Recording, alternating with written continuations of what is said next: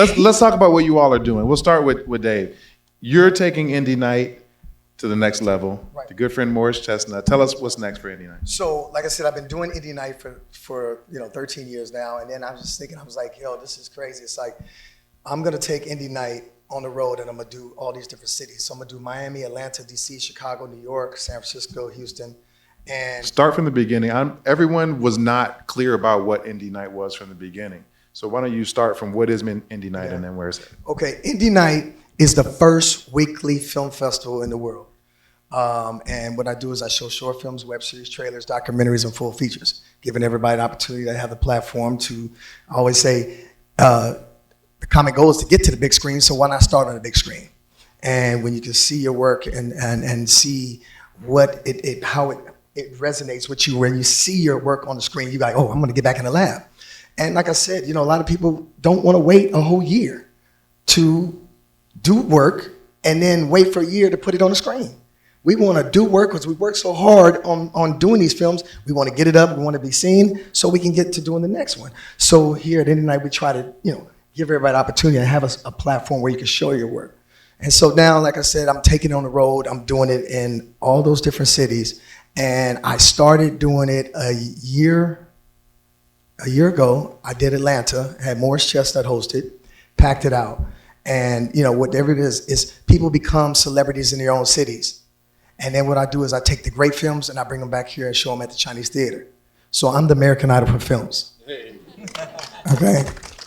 And you think about it, when you were on American Idol, you didn't go on American Idol and perform and then not try to shop you to a label.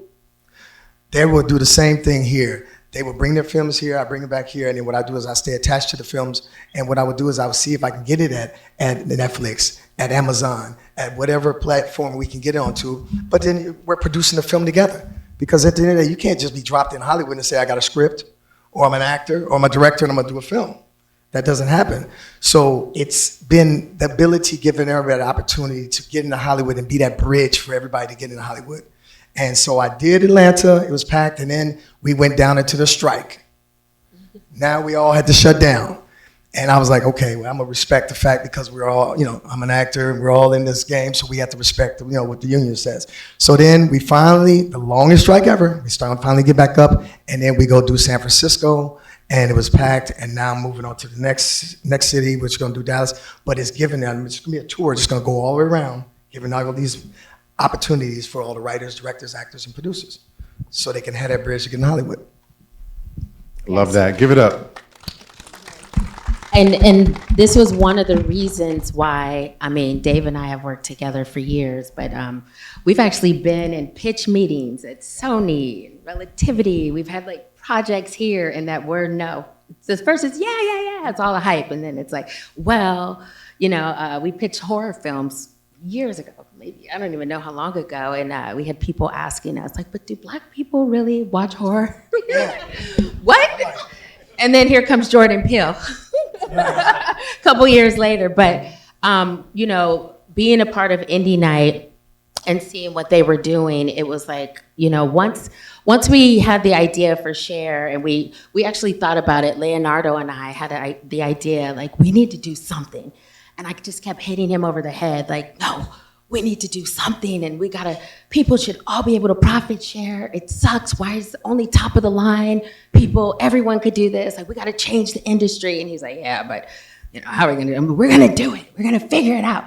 So I literally started calling and talking to all of my immediate community, including Jabari and our other co-founder, Rachel. And the first thing she said was oh, hell yeah, this is amazing. I would talk to so many friends, I told Dave, and literally, I tell Dave, and in our promo video, which you'll see, we have Zendaya in there. The next week, he has me in a meeting with her father, pitching Share. We don't even have a website. We have nothing. But I did try to go to the community and talk to everybody and say, hey, we're building this, we're doing this. And certain people jumped on. Shout out to my girl Sean in here. She was one of the first that was like, what are we doing? How do we do it? Let's get started, because like you were saying, Patrick, we need the community to build this. The problem is that we don't really like you said, stick together a lot of times. And I think people are still kind of stuck in the old ways of Hollywood, and they don't realize that, like, we're in a whole new world right now. Like, you know, I was thinking about Google has, or YouTube has 200 million content creators, right? And people are making money. My sister has a TikTok account and she makes like thousands of dollars a month. And I'm like, how does she do it? Yeah, You don't want to know. Whoa. I should say 1,000. We'll put like around there. But she's doing it. And it's like, you know what? How come that can't apply to filmmaking? And one of the things that I thought that really have to change in this industry are the rules. I'm so sick and tired of like rules. I had a meeting with someone who, she does Sundance and Tribeca and, you know, and I was like, well, I think filmmakers should be able to monetize short films. Oh, no. Your short film is your calling card. Yeah, but people gotta eat. So when they make a short film, like look at YouTube, look at the content on YouTube and TikTok. Why can't people monetize that so that they could stay working in the industry and keep building? Like, why is it this whole, your big break in Hollywood? Go and starve and take 10 years and do whatever and build, and then hopefully one day you get in there. Like, screw that. Like, why can't we start right now? Like, this might not have worked. This wouldn't have worked 10 years ago because of technology. But today, we have the technology today. And if we all come together and support, you know, each other, like we could help get our films distributed on these platforms, watching it so people make the money they need to make, and also help get it funded, like WeFunder, Start Engine, like now with new laws with the SEC, there's new platforms that help you do equity crowdfunding.